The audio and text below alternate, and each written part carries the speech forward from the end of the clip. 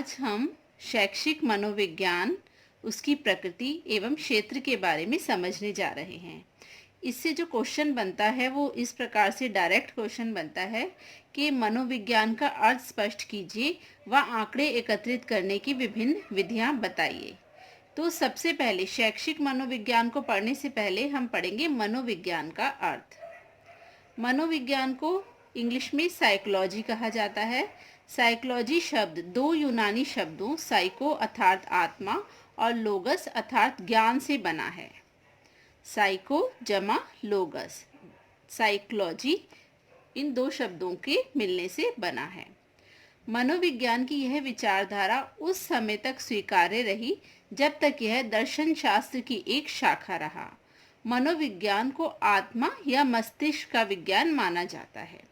जी हाँ, मनोविज्ञान को आत्मा या फिर मस्तिष्क के विज्ञान के रूप में जाना जाता है। मन के विज्ञान के रूप में भी मनोविज्ञान को जाना जाता है। बाद के दार्शनिकों ने इसे चेतन या तुरंत अनुभव के विज्ञान के रूप में भी परिभाषित किया।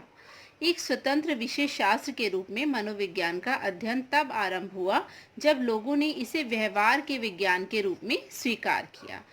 अर्थात मनोविज्ञान किसी विज्ञान की शाखा के रूप में नहीं अब जाना जाता, बल्कि इसका स्वतंत्र रूप से अध्ययन किया जाता है।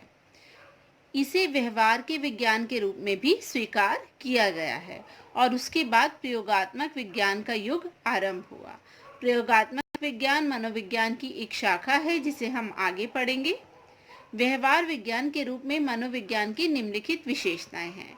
अर्थात मनोविज्ञान के अंतर्गत हम क्या क्या काम करते हैं, ये इन विशेषताओं को जानकर हमें पता चलेगा। व्यवहार विज्ञान के रूप में मनोविज्ञान की निम्नलिखित विशेषताएं हैं। नंबर 1 विशेषता, यह व्यक्ति या समूहों के विषय में आंकड़े एकत्रित करने के लिए वैज्ञानिक विधियों का प्रयोग करता है।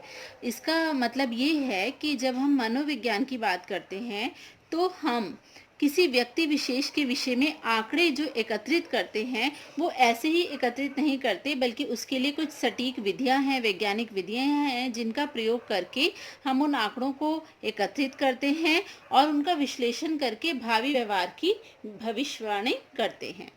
सेकेंड पॉइंट ये है, यह उन चरों का पता लगाने में सहायता करता है जो हमारे व्यवहार को प्रत्यक्ष या अप्रत्यक्ष रूप से प्रभावित करते हैं। इस प्रकार के परिणात्मक संबंध परिकल्पना या नियम के रूप में व्यक्त किए जाते हैं। इसका मतलब ये है कि जो मनोविज्ञान से हमें आंकड़े प्राप्त होते हैं उनका हम सटीक कारण पता लगाते हैं। ये पता लगाते हैं कि अगर किसी व्यक्ति के व्यवहार में कोई किसी प्रकार का परिवर्तन हुआ है तो उसका मुख्य रूप से मूल कारण क्या है। नंबर 3 पॉइंट ये है कि वर्तमान मानव व्यवहार के आधार पर इसमें लगभग विशुद्ध भावी व्यवहार की भविष्यवाणी संभव है। हमें आंकड़े प्राप्त हुए हैं उसका अध्ययन करके हम मानव के आने वाले व्यवहार की जो है भविष्यवाणी कर सकते हैं। उसका जो वर्तमान में व्यवहार है उसका अध्ययन करके। नंबर 4 पॉइंट है, यह हमारे व्यवहार पर नियंत्रण पाने में सहायता करता है। मनोविज्ञान का अध्ययन करके हम किसी भी व्यक्ति को जो है उसके व्यवहार में सकारात्मक परिवर्तन भी ला सकते हैं। उसके व्यवहार को नियंत्रण पाने में भी मनोविज्ञान बहुत अधिक सहायता करता है। व्यवहार का अध्ययन करके बहुत से नियम व सिद्धांत विकसित किए जाते हैं और विकसित किए गए भी हैं। आधुनिक मनोविज्ञान में हम यह अध्ययन करते हैं कि किस प्रकार से व्यक्ति के व्यवहार को वातावरण को व्यक्ति का व्यवहार प्रभावित करते हैं। अर्थात हम ये पता लगा सकते हैं कि जो व्यक्ति के व्यवहार में परिवर्तन हुआ है उस पर उसके वातावरण का या उसके वातावरण पर उस व्यक्ति का क्या प्रभाव रहा है। मनोविज्ञान एक सामाजिक विज्ञान है जो मानव व्यवहार का सामाजिक परिप्रेक्ष्य में अध्ययन करता है। इसका अर्थ यह है कि मनोविज्ञान एक सामाजिक विज्ञान के रूप में जाना जाता है जो कि मानव व्यवहार का समाज के अंदर कैसा उसका व्यवहार है उसका अध्ययन करता है।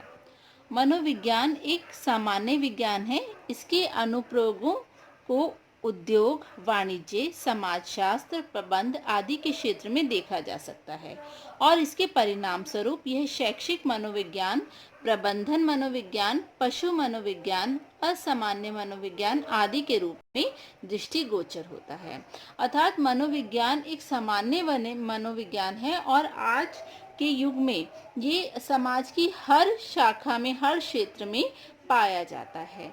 तो ये हमने समझा मनोविज्ञान का अर्थ और उसकी विशेषताएं।